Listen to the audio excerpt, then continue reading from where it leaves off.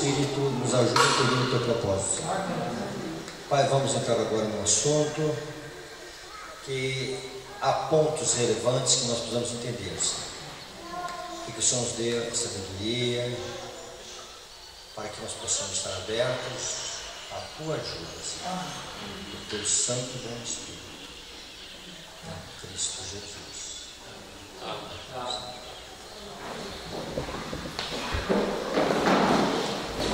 Irmãos, vamos lá?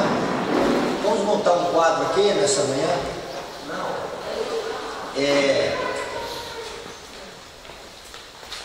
Apocalipse capítulo 7. Apocalipse 7, verso 1. Depois disto. Então eu tenho que fazer uma conexão com o quadro anterior. Sempre vejo pequenas expressões bíblicas, mas que ajudam muito. Então João está vendo uma sequência. E o texto dizendo, depois disto. Depois do quê? Que ele vê a abertura de 6 selos, e depois que ele vê o 6º selo sendo aberto. E o 6º selo, no verso 12,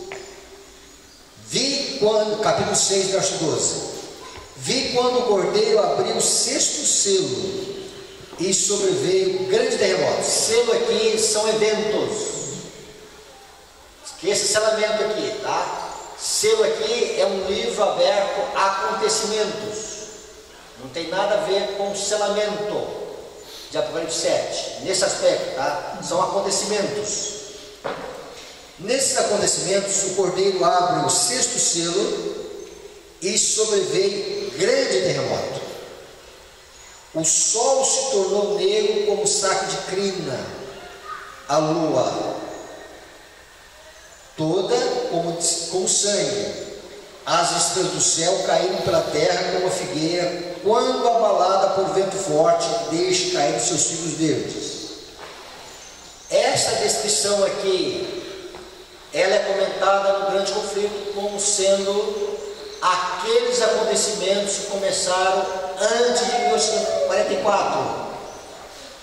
Aquelas estrelas de 1833, o esquecimento do sol 1780, foi isso? O terremoto de Lisboa 1755 e a questão da lua também 1780.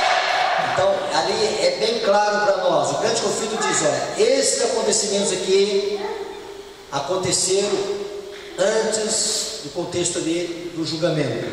Então esses anúncios, eles estavam relacionados com o despertamento que Deus estava provocando e apontando para o juízo. Esse foi o contexto que estava terminando os 1260 dias, que começava o tempo do fim. E é o contexto em que houve um despertamento em torno do livro de Daniel. Então, juízo. Mas por que juízo? Por que juízo? Aí o quinto me leva ao 5º selo. Por que juízo? Porque no 5º selo, o que é visto? Almas debaixo do altar. E essas almas debaixo do altar, elas são definidas no verso 9. Quando ele abriu o 5º selo, vi debaixo do altar as almas daqueles que tinham sido mortos por causa da palavra do testemunho que sustentavam. Então essas almas, esses mártires, numa linguagem figurada, eles estão clamando a Deus. Porque morreram como hereges, os piores elementos da sociedade, digno de morte, e agora, num sentido figurado, eles estão dizendo, olha, veja bem a expressão deles. Qual é o clamor deles? Verso 10. Clamaram em grande voz dizendo, até quando, ó soberano Senhor, santo e verdadeiro, não julgas, nem vingas o nosso sangue dos que habitam sobre a terra? Então veja bem, então quando você abre o sexto selo, aí você está dizendo, por que são vistos sinais? Porque vem o juízo. Por que vem o juízo? Porque é necessário o juízo para quê? Para fazer justiça àqueles que foram mortos e àqueles que serão mortos por causa da palavra e do testemunho de Jesus. Irmãos, o Apocalipse é lindo, é uma sequência, mas eu não posso pegar uma parte do Apocalipse e fazer dela uma doutrina, sem olhar o contexto. Nós reprovamos o mundo evangélico por isso, e algumas coisas no Apocalipse a gente pega isolado e faz um cavalo de batalha em cima daquilo, né? E aí não respeita o contexto. Então, por que eu estou dizendo isso? Eu tenho que ver os selos como acontecimentos distintos, sequenciais, mas com propósito. Senão eu vou arrumar um malabarismo. Então tem muito malabarismo. Nós somos malabarismo. Nós acusamos o mundo aí fora de malabarismo, mas nós ficamos também com malabarismo em algumas coisas no Apocalipse. Por quê? Nós não respeitamos o contexto, nós não respeitamos a sequência. Então João está numa sequência. Veja bem, vamos voltar no sexto selo. O primeiro selo nós já vimos, agora o verso 14. O verso 14. Verso 14. Aliás, perdão, equivoquei aqui. 6, 14, é isso mesmo. E o céu recolheu-se como um pergaminho quando se enrola. Então todos os montes e ilhas foram movidos ao lugar. Os reis da terra, os grandes, os comandantes, os ricos, os poderosos, e todo escravo e todo livre se escondeu nas cavernas perto dos montes. E disseram os montes e os rochedos: caí sobre nós e escondemos da face daquele que se assenta o trono e da ilha do Cordeiro, porque chegou o grande dia da ilha deles. E quem é que pode suceder? Isso aqui é uma descrição de quê? Volta de Jesus. A pergunta é: por que a volta de Jesus? Porque é o grande dia da ira deles. Porque o grande dia da ira, ok? Mas por que isso? Os ímpios se esconderam da glória de Deus. Ok, está certo isso aí. Ele é solução para nós, né? Tá. Mas vamos olhar agora o seguinte: por que está se apresentando a volta de Cristo aqui? Volta ao quinto selo. Porque já seria o juízo. Veja bem. É a esperança dos que morreram no quinto selo. Olha lá. Tá?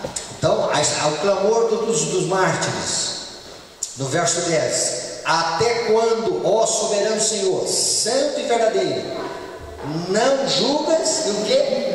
Não vingas o nosso sangue. Então Jesus vem o quê? Ele volta no contexto de Apocalipse 6 para vingar o sangue dos mártires. Fazer justiça, né? Fazer justiça. Então, o juízo, assim que termina o juízo, Jesus volta para vingar os sangues. Porque os mártires estão dizendo: até quando, Senhor? O Senhor vai julgar a nossa causa? E quando é que será que o Senhor vai vingar o nosso sangue? E aí a Bíblia está apresentando para nós isso aí.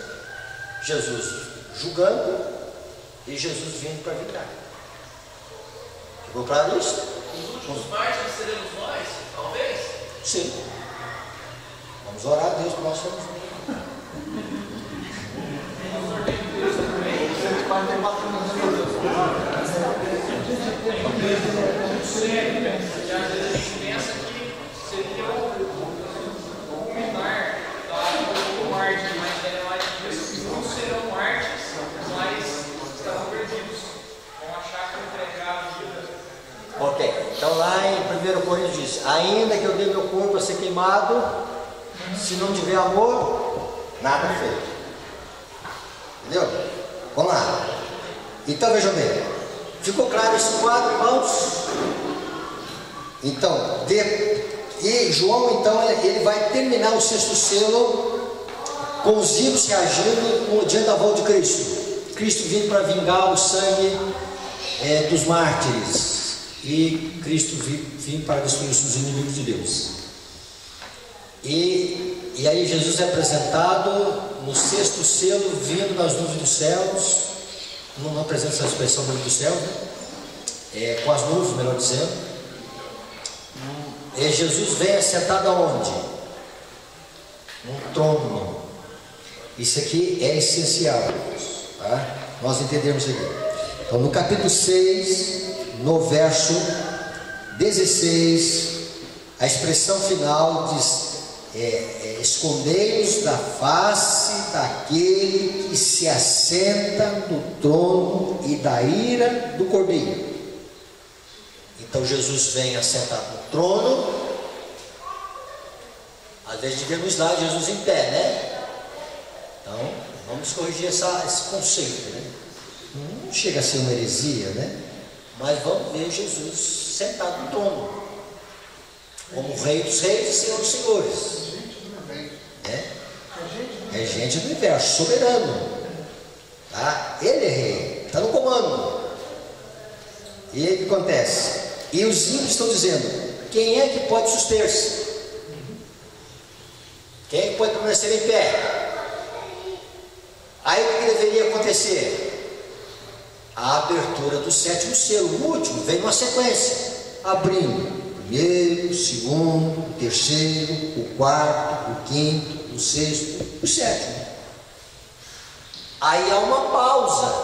Então o capítulo 7 é uma pausa, como o capítulo 10 do Apocalipse é uma pausa das trombetas.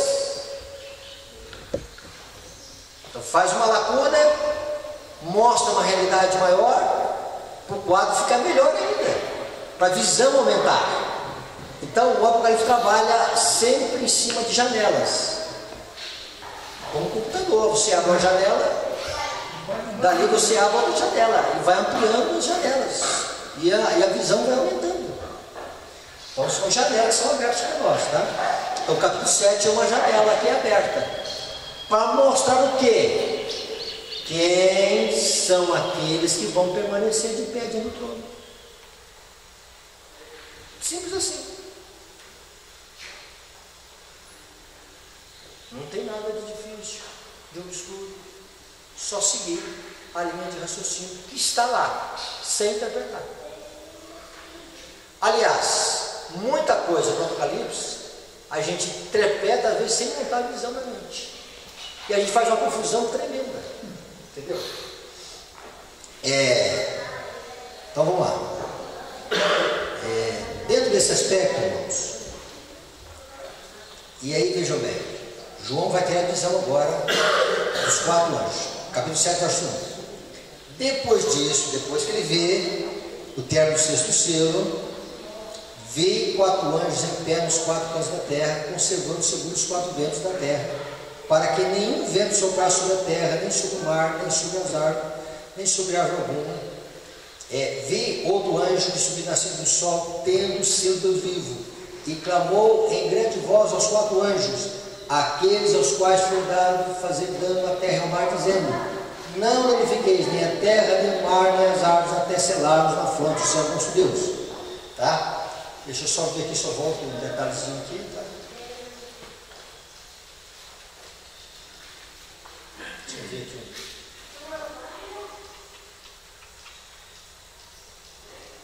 Sobre esse anjo aqui, tá? Olha o que ela vai dizer: o poderoso anjo vi subindo do oriente ou nascer do sol, o mais poderoso dos anjos, tendo na mão o selo de Deus vivo, ou daquele que é o único que pode dar a vida, que pode gravar nas fontes o sinal da inscrição, dizendo: a quem será possível a imortalidade e a vida eterna. É a voz desse mais elevado dos anjos, que tem autoridade para ordenar aos 4 anjos que seguram os 4 ventos, até que se realize essa obra e até que ele ordene aos que o soltem. Ellen White, ela tem uma visão dos Velhos Escritos.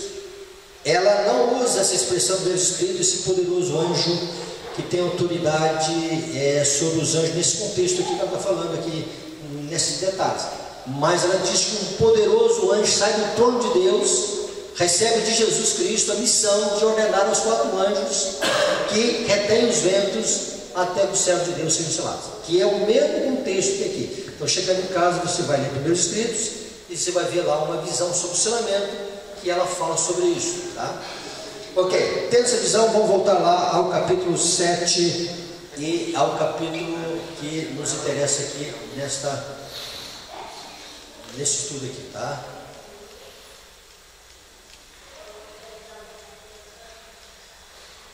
Ok. Vamos lá.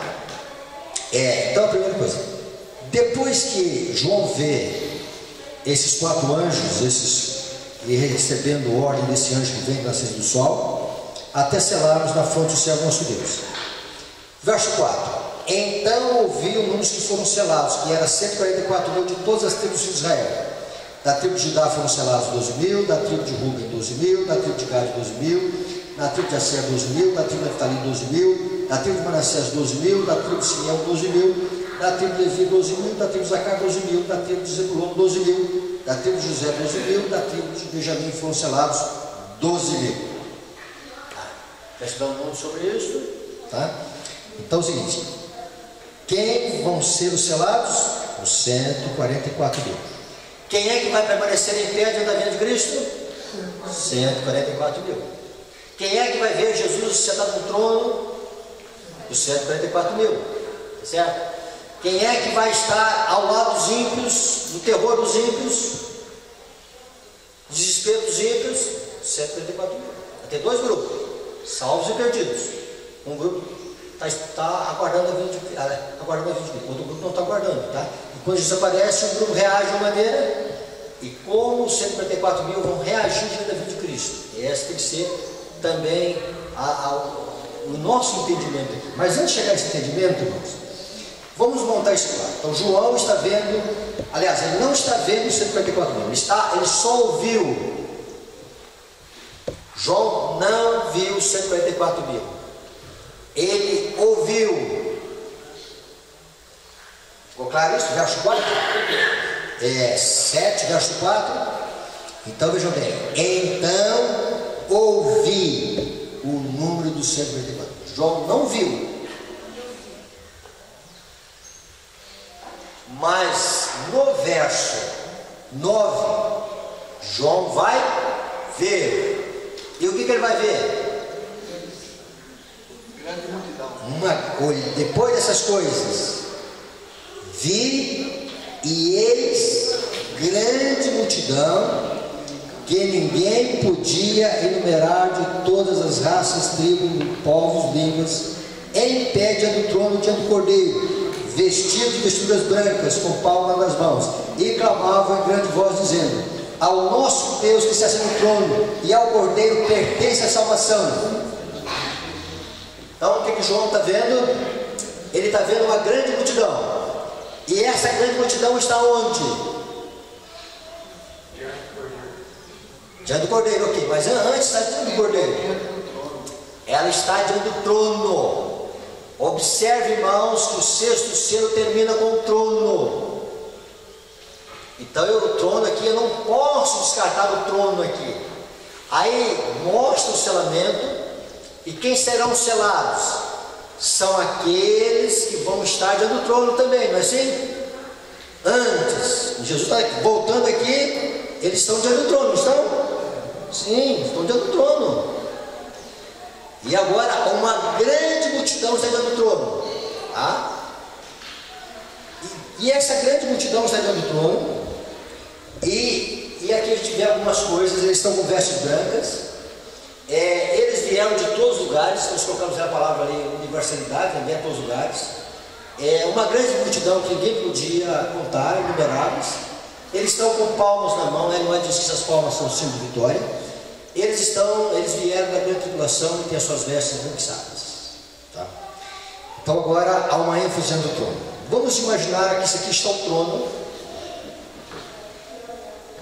e uma grande multidão diante do trono, com vestes brancas, palmas nas mãos, são inumeráveis, vieram de todos os lugares, E o que vai acontecer na visão? Dentro da visão, no verso 10, e clamavam em grande voz, dizendo: ao nosso Deus que se assenta no trono e ao Cordeiro pertence a salvação. Então, observe aqui que eles estão louvando a Deus e eles estão no reconhecimento de que estão ali por causa de quem? Por causa de Deus e do Cordeiro. Eles não estão ali dizendo: olha, eu fui ali, estou aqui por causa de mim mesmo, eu me salvei, tá? E eles estão ali dizendo que salvação é para você. Observe aqui que a única fala deles, da grande multidão, é que a salvação pertence a Deus e ao Cordeiro. Essa fala aqui. Agora vai ter uma outra participação deles. E uma participação assim pequena, tá? Aliás, perdão, não, é só essa fala mesmo aqui, tá? Está fazendo uma confusão aqui. É só essa fala deles mesmo. Quem mais está ali além da grande multidão de Deus e o Cordeiro? Olha o verso 11. Todos os anjos estavam de pé rodeando o trono. Então, uma grande multidão diante do trono. E lá, além da grande multidão, toda a hoste angélica ao redor do trono. Toda a hoste angélica. Todos os anjos. Quem além dos anjos de Deus estavam ali? Os 4 seres viventes. Não vamos entrar em muitos detalhes, depois a gente pode comentar em outra hora. Querubins e serafins estavam ali também. Quem mais? Os 24 anciãos. Não vamos entrar em detalhes aqui, mas a gente vai falar uma hora, tá? Dizendo amém. Este amém está confirmando o que a grande multidão está falando. Amém. Isso mesmo. O louvor e a glória e a sabedoria e as ações de graças e a honra e o poder e a força sejam o nosso Deus. Então, aquilo que a grande multidão expressa, a hoste angelical, os anciãos, os 4 seres viventes, amém. É verídico isso. É real isso aí. Então, a sabedoria, o poder, a honra sejam vindos a Deus. Porque eles estão também cientes de que a grande multidão está ali por causa de Deus e por causa do Cordeiro. Não existe nenhum mérito deles estarem ali. Às vezes esses detalhes a gente passa por alto, por visão. E a gente vai logo em cima da grande multidão. Entendeu? E quer definir a grande multidão. E às vezes faz não. E quer definir esse selamento ali sem olhar esses detalhes. Ok. Tendo essa visão, irmãos, verso 13. Um dos anciãos tomou a palavra dizendo: esses que se vestem de vestiduras brancas, quem são e de onde vieram? Respondi-lhe o Senhor: tu sabes. Ele então me disse: são estes que vieram da grande tribulação, lavaram as suas vestiduras e alvejaram o sangue do Cordeiro. Observe o verso 15. Razão porque se acham diante do trono de Deus. Por que eles estão diante do trono de Deus? Porque eles passaram pela grande tribulação e as suas vestes foram limpas e alvejadas no sangue do Cordeiro. Por isso estão aqui.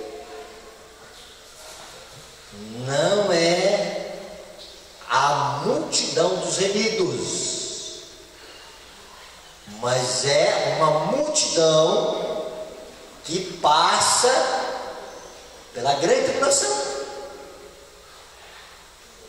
Então a gente tem que ter a visão do Apocalipse e a visão dos salvos, uma visão da multidão dos remidos dos salvos, e uma multidão que está mais próxima do trono de Deus. Por que o ancião pergunta: quem são estes?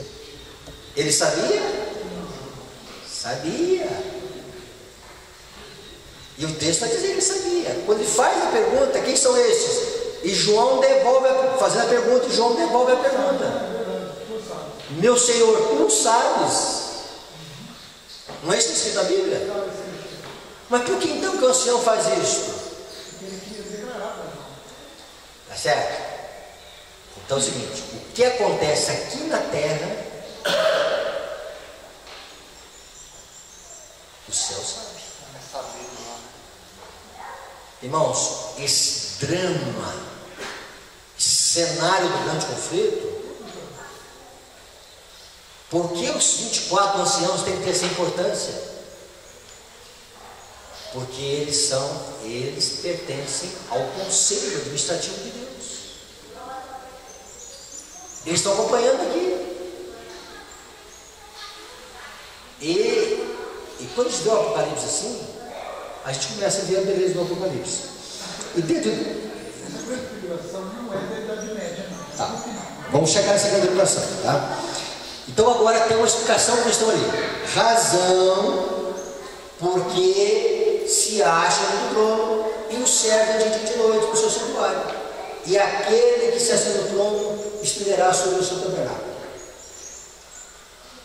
Eles têm um motivo para estar ali. Porque eles passaram na grande tribulação, agora sobre o já no santuário. Aí vamos ver agora, irmãos, como que a mensageira do Senhor entendeu Apocalipse 15, Apocalipse 14 e Apocalipse 7. Vamos ver como ele entendeu isso.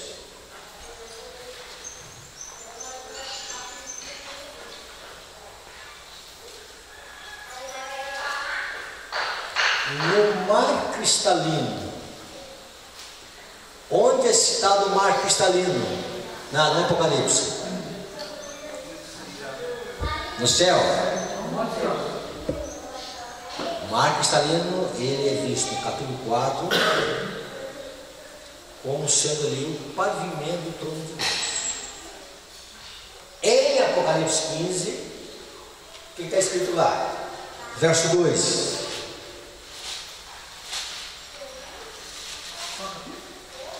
verso 2.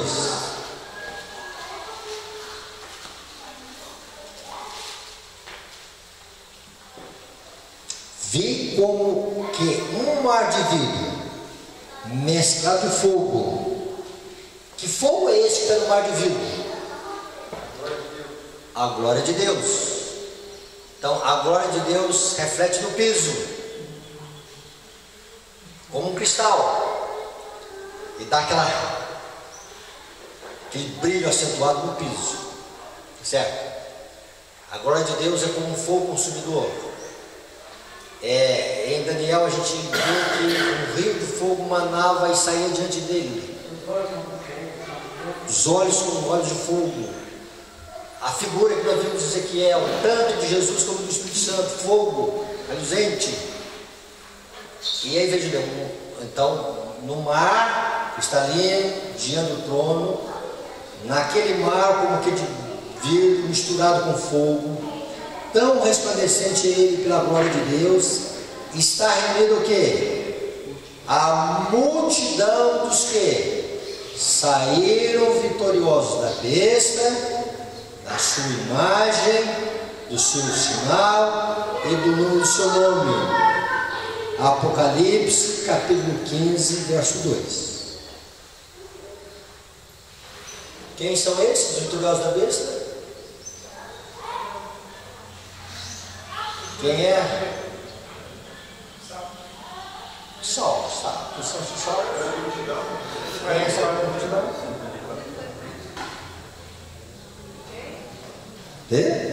Deus entender? Vamos lá, vamos chegar assim, vamos ver se isso é verdade mesmo, tá? E aí acontece, com o cordeiro Cordeiro sobre o Monte Sião.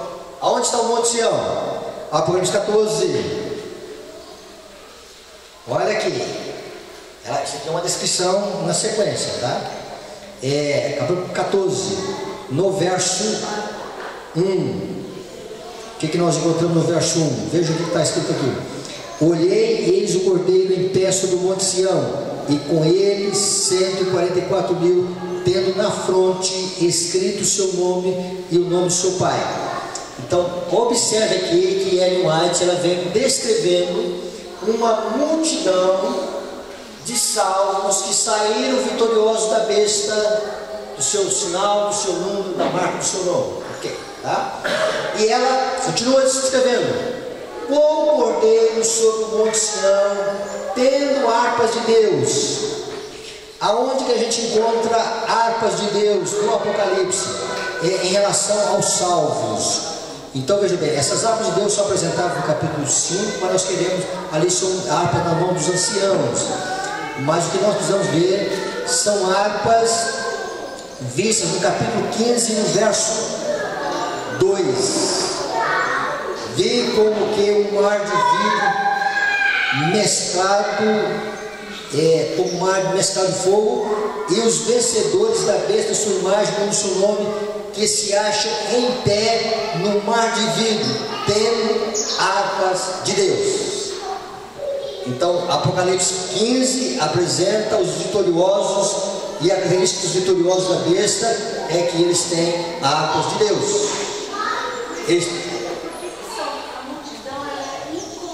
Ok, vamos chegar lá. Depois vamos chegar lá. Então vamos lá, vamos chegar lá. Vamos chegar lá, tá? Nós vamos chegar lá. Vamos ver o que o Noé está dizendo. Vamos ver o que a ação do Senhor primeiro está dizendo, tá? E ela está dizendo o seguinte, que com o Cordeiro sobre o Monte Sião, tendo harpas de Deus, estão 144.000 que foram remidos deles homens, e ouviu-se como o som de muitas águas e grande trovão, uma voz de arpistas que tocavam as suas harpas. Então vejam bem, irmãos, aqui diz aqui que eles são músicos, têm harpas. Interessante aqui, se você for no Profecia, diz que essas harpas são de ouro, e vocês vão ver até o número de cordas dessas harpas, são 10 as cordas dessas harpas, né? Então vamos voltar ao contexto da visão que ela está tendo aqui.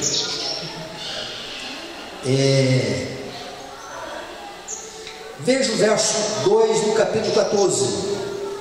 Ouvi uma voz do céu como voz de muitas águas, como de grande trovão. Também a voz que ouvi era como de arpistas, quando tangem as suas harpas. Então vejam bem, Apocalipse 15 fala que os vencedores têm harpas, e Apocalipse 14 fala que eles são arpistas, eles tangem as suas harpas. Veja a conexão que existe entre o capítulo 14 e o capítulo 15, e como a mensageira do Senhor ela entendeu isso, tá? E como ela viu esta sincronia, uma coisa conectada com a outra. E diz que cantavam um cântico novo diante do trono, cântico que ninguém podia aprender senão os 144.000. É o hino de Moisés e do Cordeiro. Aonde que está o hino de Moisés e do Cordeiro? Capítulo 15. Vamos voltar ao capítulo 15. E diz que, verso 3: e entoavam o cântico de Moisés, servo de Deus, e o cântico do Cordeiro. Então no capítulo 15 nós encontramos que eles cantam o cântico do Cordeiro e o cântico de Moisés. E ela continua dizendo, tá? Hino de livramento. Ninguém a não ser os 144.000 pode aprender aquele canto, pois é o da sua experiência, e nunca ninguém teve experiência semelhante, porque eles têm uma experiência única. Por que eles têm uma experiência única? Nunca na terra a lei de Deus foi tão pisada. Segunda coisa, nunca na terra houve um tempo em que a porta da graça esteja fechada.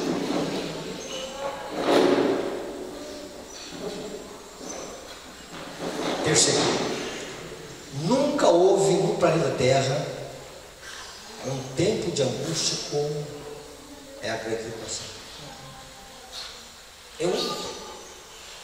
Nunca a Terra foi visitada com pragas tão abrangentes. Nunca a Terra teve ao controle de Satanás tão grande. Então eles passam por uma experiência que nenhuma geração passou. Ninguém. Então é um grande experiência. Houve um tempo que eu fui pastor solteiro. E eu fui para o culto da igreja. E preguei sermão para a gente casar. E sermão de família. E não arrependo nada que eu falei no sermão. Mas eu falava, se sabia que eu não falava. Então é o seguinte, como é que eu vou falar de maçã se eu nunca comi maçã? Se maçã é bem ruim. Então eles passam por uma experiência, então estão cantando uma experiência. Então observe a íntima relação entre Apocalipse 14 e Apocalipse 15. E quem é que está interpretando? A mensageira do Senhor. E ela está interpretando. E ela diz, sobre isso, tá? Então vejam bem, é um canto de experiência que ninguém pode cantar. Pastor, E só um minutinho. Sim, pode. os dois grupos vão cantar o cântico de Moisés e o cântico do Cordeiro, 144 mil e a grande multidão? Vamos chegar lá, entendeu? É o seguinte, depois no finalzinho nós vamos rematar, tá? Esses têm sido travadados da terra dentro dos vivos. Estão travadados. 144 mil. Tá? Diz como serviço para Deus e para o Cordeiro. E observe que ela vai citar Apocalipse 14, 1 e 5, Apocalipse 15, 3. Então ela está fazendo essa harmonia. Apocalipse 14 e Apocalipse 15. Tá? Para ela é o mesmo grupo. Tá? Por isso estão diante do trono, e os servem de dia e de noite no seu templo, e aquele que está sentado sobre o trono os cobrirá com a sua sombra. Não, isso aqui é uma sequência, isso aqui não são textos isolados não, tá? Isso aqui é uma sequência, é no grande conflito isso, tá? Esse grande conflito, não o resumido, tá? Mas o integral, né? Se alguém pode usar essa palavra integral. Então veja bem, então tá ali, e aí o que acontece? Eu não sei se esse outro também tem, né? Mas vejam bem, então agora ela vai encaixar o Apocalipse 7. Ela foi no Apocalipse 15, ela voltou ao Apocalipse 14, ela vai ao Apocalipse 15 e agora ela volta no 7. Nós não estamos interpretando, estamos só lendo e comentando o que ela falou. Então nós vamos interpretar. Tá? Por isso estão diante do trono os servos de dia e de noite do santuário. E aquele que está sentado sobre o trono os cobrirá com a sua sombra. Põe 7,15. Viram a terra devastada pela fome e pestilência. Olha aqui, irmãos. E o sol com poder para abrasar os homens com grandes calores. Quarta praga. Certo? E o que acontece? E eles próprios suportaram o sofrimento, a fome e a sede. Por isso tem a promessa. Mas nunca mais terão fome, nunca mais terão sede, nem sol, nem chama alguma cairá sobre eles. Porque o Cordeiro que está no meio os apacentará e lhes servirá de guia para a fonte das águas, e Deus limpará dos seus olhos toda a lágrima. E ela cita Apocalipse 7,16. Aí eu pergunto para os irmãos: quem é a grande multidão?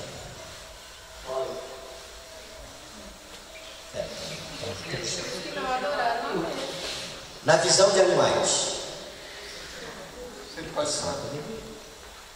não dá para pensar que não seja de animais.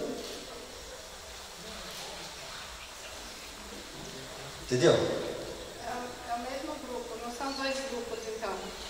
Mesmo. No que ela coloca aqui, Não dá mais para nós pensarmos um grupo distinto do outro. Tá. Depois eu vou entrar nas perguntas, tá? Nas colocações aí. Observar isso aqui, irmãos. Por quê? Agora vamos voltar a uma coisa aqui interessante. Vamos voltar a isso aqui. Quando Jesus voltar, os 144 mil vão poder suportar a vinda de Cristo em pé? Não, joelho. Sim. Em pé é símbolo aqui de vitória e suportar. Tá? Então vão estar em pé. Quando Jesus vier nas duas céus, os 144 mil estarão com vestes brancas. A justiça de Cristo, a chuva serôsa, não prepara o povo de Deus. Tá? Momento final.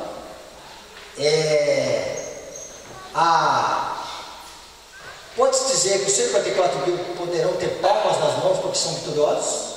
Não. Sim. Eles têm arma, não.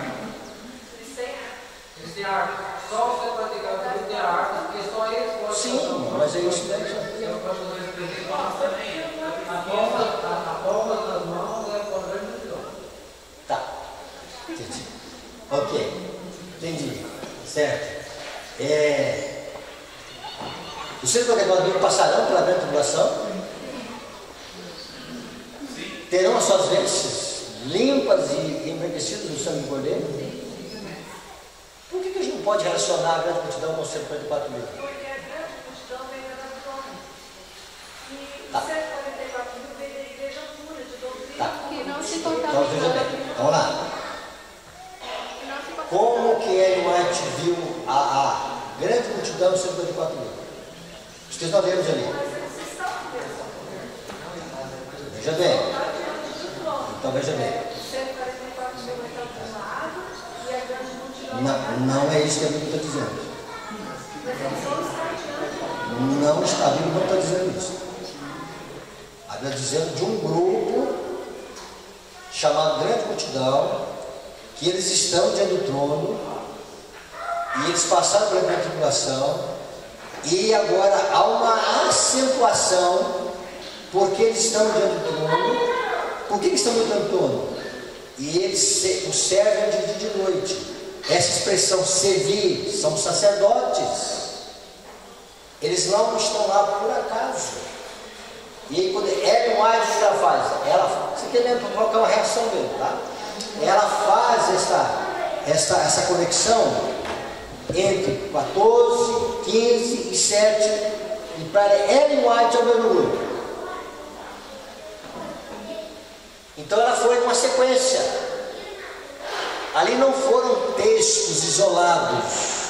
Para não tirar algumas dúvidas aí, tá? A parte final. E aí acontece. Quando termina a visão da grande multidão, o que acontece? A abertura do sétimo selo, do último selo. Então preste atenção aqui.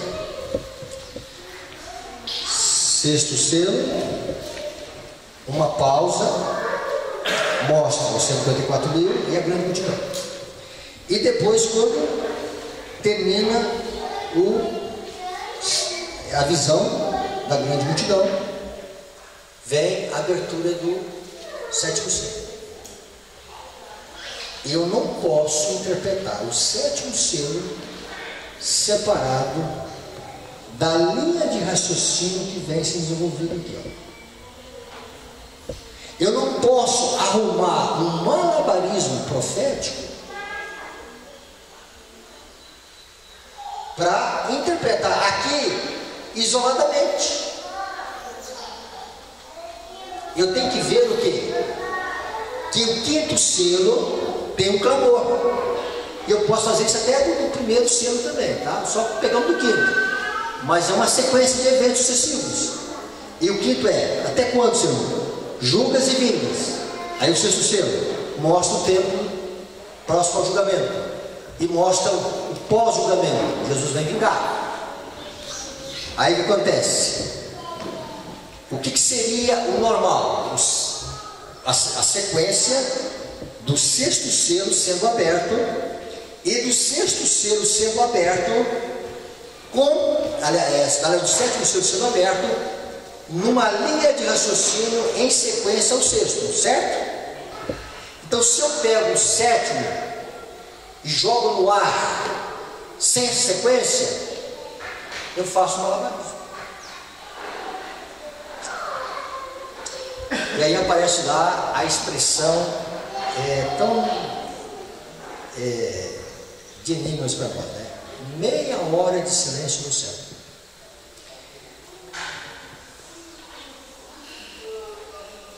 Toda a Bíblia, depois de 1844, não existe tempo definido.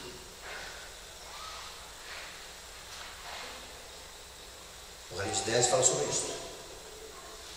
Qualquer tentativa de achar tempo definido depois de 1854 não é da vontade do Senhor.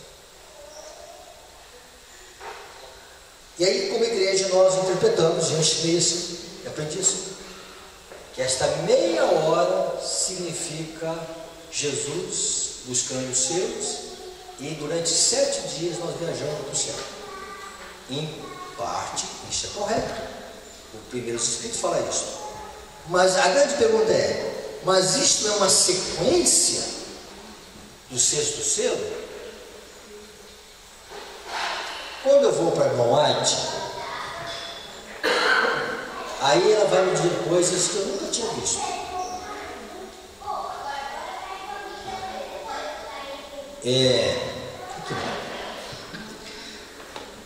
Então, no sexto selo termina com os ímpios dizendo: quem é que pode suportar? Mas quem vai estar vivo também são os 144 mil, não é 5 selados de Deus?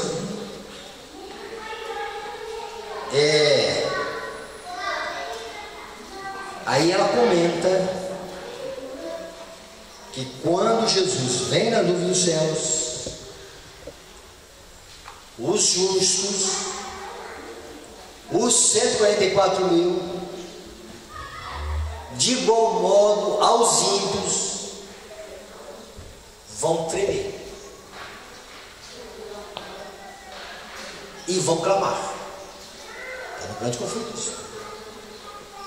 Quem é que pode sustentar? Então, esse grito não é somente dos ímpios, é também dos justos. E ela diz o seguinte: que neste momento os anjos silenciam o cântico. E olha a expressão que ela vai usar: há um tempo de terrível silêncio. Parou tudo.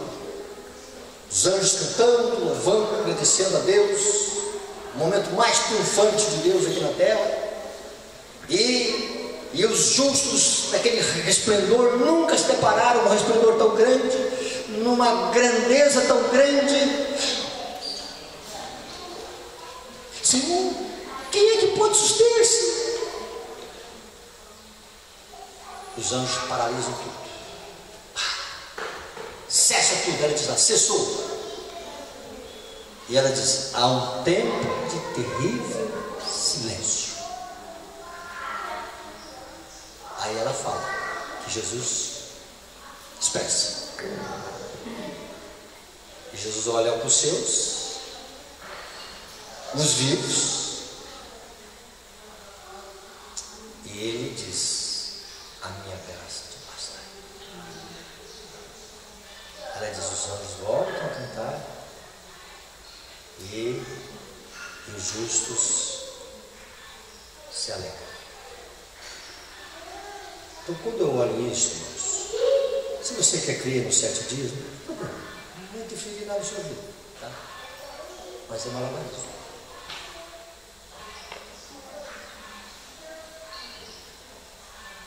Foi uma sequência para mostrar. E aí o que acontece? dentro disso aí, irmãos,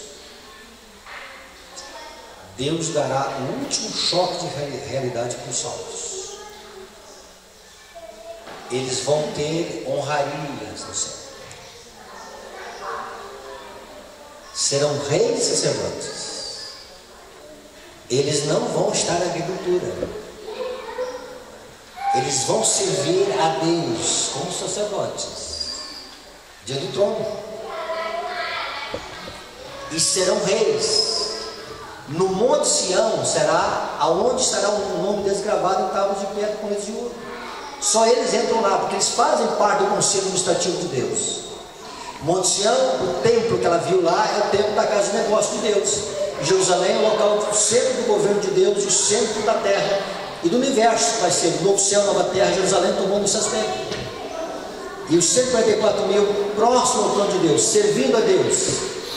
Em algum momento ela fala de pessoas que vão estar próximas ao trono de Deus. Ela fala de mártires e ela fala daqueles que estiveram no serviço direto a Satanás e a graça de Deus alcançou. E ela fala desses que passaram por um tempo em que a terra, a lei de Deus, estava nua. Que Deus ajude a entender que alguns propósitos. Nunca foi propósito de Deus que nós definíssemos um número 144 mil. João não teve essa definição. Ellen White não teve. E não é o Jorge que vai ter. Se é literal ou simbólico. Pode ser literal? Pode. Pode ser simbólico? Pode. Pode ser menos simbólico? Pode ser menos simbólico. Deixa Deus com isso. O importante é: estão as minhas vestes sendo lavadas e embranquecidas no sangue do Cordeiro?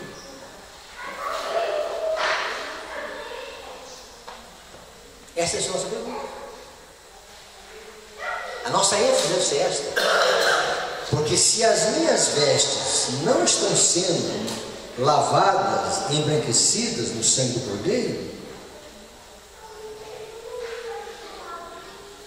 não importa, vou estar entre eles. Então, irmãos, Deus quer trabalhar com o povo. Neste momento, Deus trabalhando com o povo aqui na terra. E quando se fala em lavar as suas vestes, alvejar o sangue do Cordeiro, é remover as sujeiras das vestes. O homem em Josué, capítulo 3, ali está: vestes imundas, vestes sujas, representando o povo de Deus diante do juízo de Deus. E a graça de Cristo precisa fazer efeito em nossa vida. O Espírito Santo precisa estar em nossa vida. Nós precisamos receber transfusão de sangue do Cordeiro. Nós precisamos receber vida do Cordeiro. No Cordeiro há plenitude de vida. No Cordeiro há beleza. No Cordeiro há força. No Cordeiro há poder. E o Espírito Santo, a pessoa do Espírito Santo comunicada em nossa vida, é a vida que nós recebemos do Cordeiro. É a vida que nós recebemos de Deus para transformar nosso ser. Queridos irmãos, nós temos fraquezas, falhas em nosso temperamento, nós temos as nossas manchas peculiares a cada um de nós, mas uma coisa: nós temos que agarrar nas mãos de Cristo, e de Cristo que Ele viu o poder, para nós vencermos as nossas debilidades, fraquezas. Jesus, Ele tem a força para cada um de nós. Nós entramos com a nossa força e a nossa força é fraqueza. E Jesus entra com a sua força, e a sua força é plenitude da divindade. Sempre a plenitude da divindade vai ser maior do que qualquer traço que temos na vida que não é da vontade de Deus. Precisamos do poder de Deus. Se nós sairmos daqui nessa manhã dizendo assim: eu preciso da graça de Deus, eu preciso ajoelhar diante de Deus e pedir a Ele que transforme você, lave a minha vida, purifica-me, para que eu seja embranquecido com a justiça de Cristo. E aí veja bem, irmãos, é tudo que Deus abençoe. Que Deus nos abençoe e que Deus nos guarde. Amém?